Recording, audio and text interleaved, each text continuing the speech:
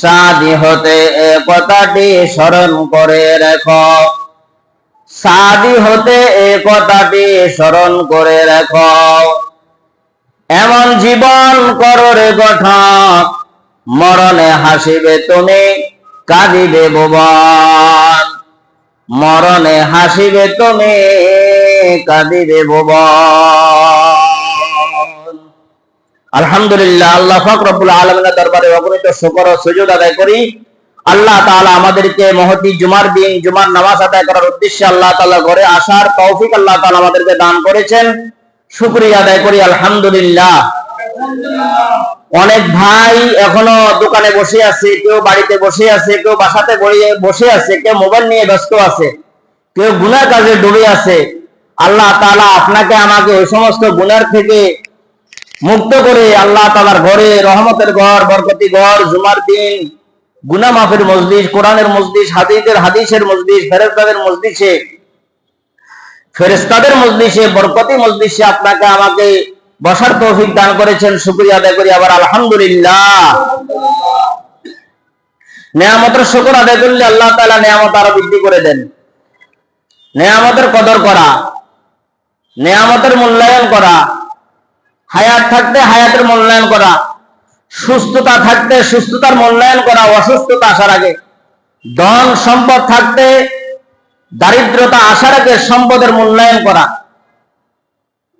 অবসর সময় আছে, চাইলে সে কোরআন শরীফ পড়তে পারবে, মসজিদে যাইতে পারবে, ইবাদত করতে পারবে, ওয়াজ মাহফিলে যাইতে পারবে, আল্লাহ তাআলাকে ডাকাডাকি করতে পারবে, জিকির আজকার করতে পারবে, কোরআন তেলাওয়াত করতে পারবে, আল্লাহ তাআলার ধ্যান খেয়াল নিয়ে সে মগ্ন থাকতে পারবে।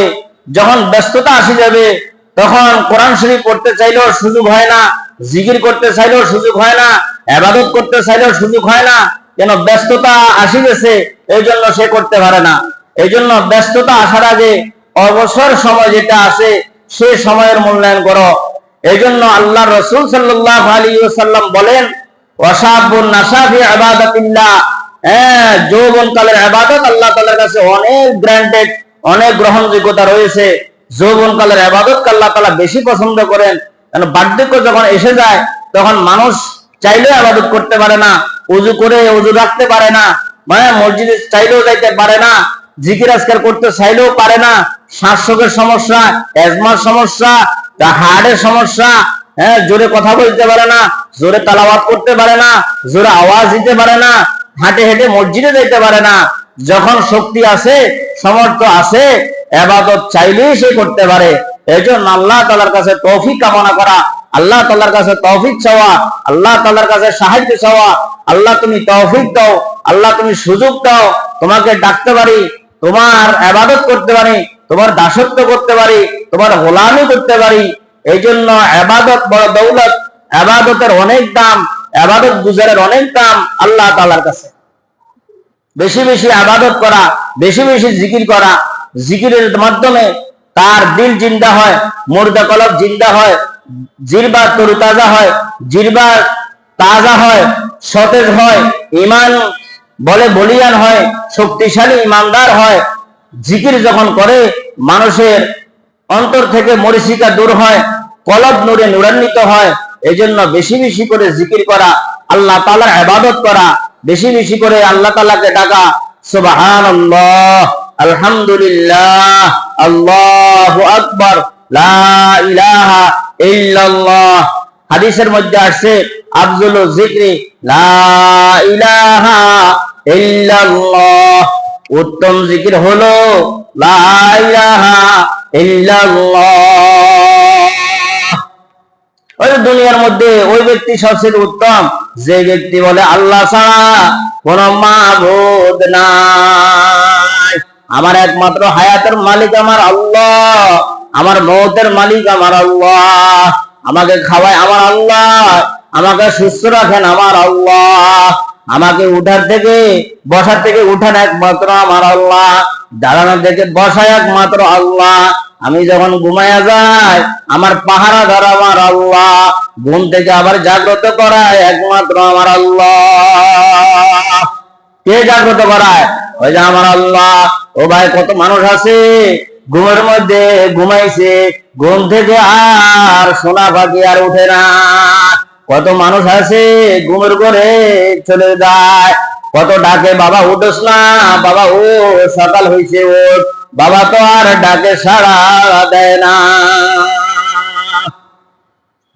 দুনিয়ার মায়া মোহাব্বত ভালোবাসা ত্যাগ করে দুনিয়া থেকে চলে গেছে, দুনিয়ার মোহাব্বত ভালোবাসা অন্তর থেকে উঠাই আনিছে।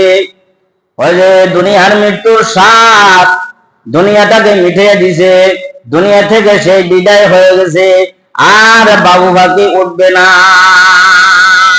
আমি এখান থেকে মসজিদ থেকে বাসায় যেতে পারবো কোনো গ্যারান্টি নাই, আবার মসজিদে বাসা থেকে মসজিদে আসতে পারবো কোনো গ্যারান্টি নাই। আমি যে আগামীকাল বাঁচবো গ্যারান্টি নাই, আমি যে জোহর পর্যন্ত বাঁচবো গ্যারান্টি নাই, আমি যে আসর পর্যন্ত বাঁচবো কোনো গ্যারান্টি নাই, আমি যে মাগরিব পর্যন্ত বাঁচবো এটার কোনো গ্যারান্টি নাই, আমি কোনো এশা পর্যন্ত বাঁচবো এটার কোনো গ্যারান্টি নাই, আমি যে রাত্রে পর্যন্ত বাঁচবো ভাই এটার কোনো গ্যারান্টি নাই, আমি যে আগামী জুমা পাবো এটার কোনো গ্যারান্টি নাই। আসেনি? কোনো গ্যারান্টি নাই। এই যে সকাল থেকে ঘর থেকে বের হয়, বিকেল বেলায় আবার ঘরের সামনে লাশ হইয়া হাজির হয়ে যায়, এরকম অসংখ্য অসংখ্য অসংখ্য নজির আছে। এই কিছুদিন আগে ও রূপসী, ওই যে রূপগঞ্জে তার বাড়ি, পাঠাও চালায় থানার সামনে পুলিশেরা কয়েকজন দাঁড়ানো আছে ডিটিরত অবস্থায়।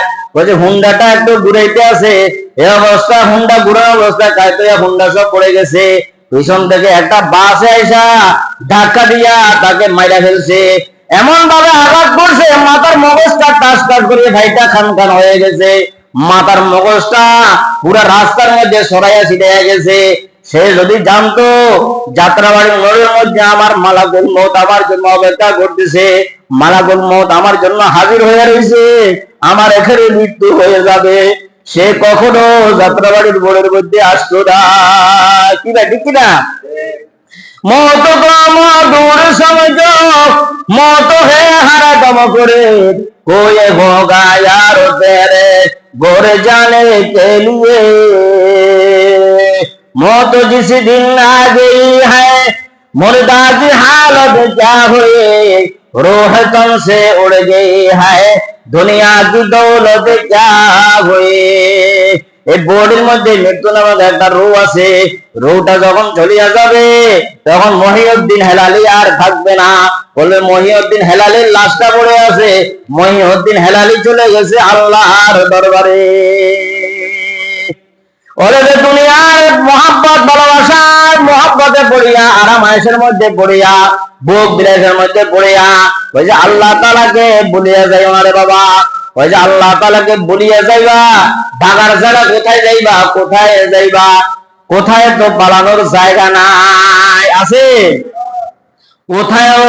ইয়া আইয়ুহাল ইনসান, ইয়া আইয়ুহাল ইনসান মা গররাকা বিরাব্বিকাল কারীম। লাউ আনসালনা হাযাল কুরআন আলা জাবালিন লারাআইতাহু খাশিআন মুতাসাদ্দিআন মিন খাশিয়াতিল্লাহ ওয়া তিলকাল আমসালু নাদরিবুহা লিন-নাসি লাআল্লাহুম ইয়াতাফাক্কারুন। আল্লাহ তাআলা বলে, বান্দারে এমন একটা দৌলত তোমাদেরকে আমি দিলাম, এমন একটা নেয়ামত তোমাদেরকে আমি দিলাম যে কোরআন। আজকে কোরআনকে ভালোবাসি না, কোরআনকে চিনাই নি না, কোরআনকে মহাব্বত করি না, কোরআনের সাথে আমার সম্পর্ক নাই। অথচ এই কোরআন লাউ আনজালনা হাযাল কুরআন আলা জাবালিন লারাআইতা খাশিআন মুতাসাদ্দিআন মিন খাশিয়াতিল্লাহ। পাহাড়কে বলছে পাহাড় তুমি কোরআনকে ধারণ করো, জমিনকে বলছে জমিন তুমি ধারণ করো। বলে না না না আল্লাহ, তোমার কোরআন বড় ওজনদার, তোমার কোরআনের অনেক সম্মান, এই কোরআনকে আমি কি করতে পারবো না, সম্মান রক্ষা করতে পারবো না, কোরআনের ইজ্জত রক্ষা করতে পারবো না।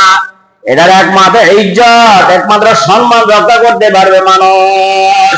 কে রক্ষা করবে? এটার একমাত্র সম্মান করবে একমাত্র মানুষ, রক্ষা করবে একমাত্র মানুষ।